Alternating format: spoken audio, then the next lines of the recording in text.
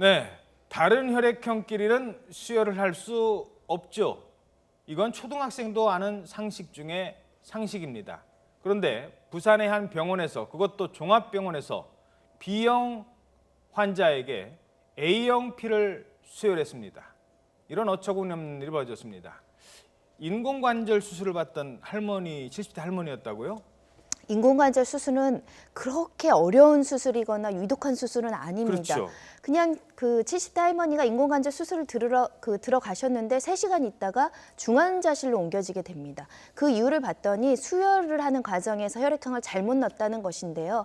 이게 그 피가 다른 것들이 들어가면은 혈액 거부 반응이 일어나서 혈전이 그 여러 가지 문제가 생기면 혈액이 제대로 돌지 않습니다. 그러다 보면 장기 손상 가능성이 높고요. 예. 실제로 지금 이 70대 할머니는 장기가 손상돼서 굉장히 어려운 위독한 상태까지 간 상태고 예. 다행히 의식은 회복했다고 하지만 워낙에 고령이신데다가 이 혈액 투석을 해야 되는 상황 때문에 굉장히 건강에 치명적인 상황이 벌어진 겁니다. 야, 이게 다른 병원에서 뭐 이 수술 한두 번 하는 것도 아닐 텐데 왜 병원에서 뭐라고?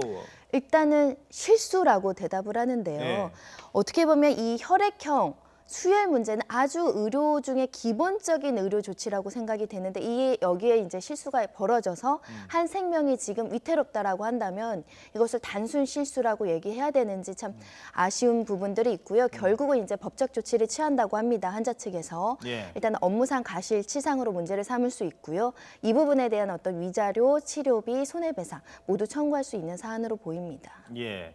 의료사고의 경우는 뭐 병원에서 인정을 그나마 해줬으니까 망정이지 이런 것도 인정 안 하면 소송 가려면 참 힘들죠. 굉장히 어렵죠. 지금 신해처법이 통과가 됐는데 이건 뭐냐면 환자 측에서 조정 신청을 하면 병원에서 거부하면 조정이 그 절차가 이루어지지 않거든요. 그 조정 절차는 응하게끔 법적으로 조치를 취해 놓은 겁니다. 예. 근데 사실 이거보다 더 중요한 건 뭐냐면 이 과실을 법적으로 저 사람이 잘못 있어서 제가 손해배상을 받아야 돼요 예. 라고 하려면 환자들이 의사의 과실을 입증 입증해야 책임을. 되거든요. 예.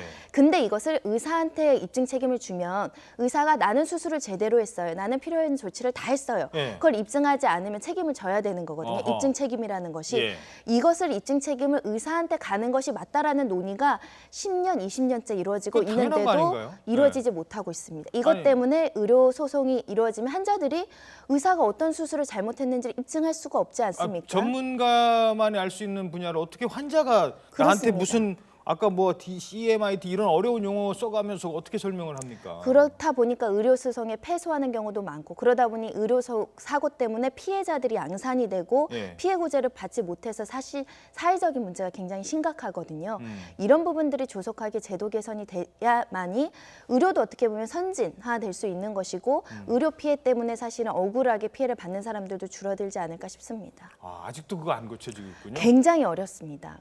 의료계에서는 또 할 말이 많습니다. 그렇게 되면 의사들이 어떤 수술이나 이런 거에 위축이 돼서 오히려 이제 수술하는 환자 외과 기피 현상이라든지 이런 게 심각하게 된다라는 얘기를 주장하기도 하는데 어찌됐든 의사들은 전문 집단이다 보니까 일반 피해자 환자들의 권리를 우선시한다면 입증 책임은 환자에서 의사한테 넘어가는 게 더 합리적이지 않을까라는 생각을 합니다. 예, 알겠습니다.